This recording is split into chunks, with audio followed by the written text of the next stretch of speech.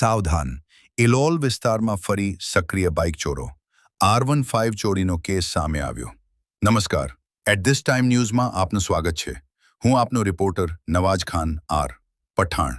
હિંમતનગર નજીક ઇલોલ વિસ્તારમાં બાઇક ચોરીની ઘટના.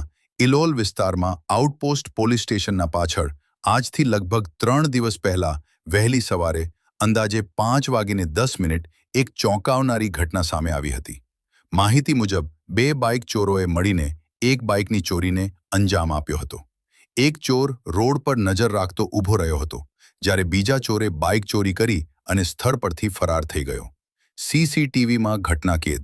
આ સમગ્ર ઘટના નજીકના એક મકાનમાં લાગેલા સીસીટીવી કેમેરામાં કેદ થઈ ગઈ છે. પરંતુ કેમેરો દૂર હોવાના કારણે ચોરનો ચહેરો સ્પષ્ટ રીતે દેખાતો નથી, જેના કારણે આરોપીઓની ઓળખમાં મુશ્કેલી પડી રહી છે. ચોરી થયેલી બાઇકની માહિતી.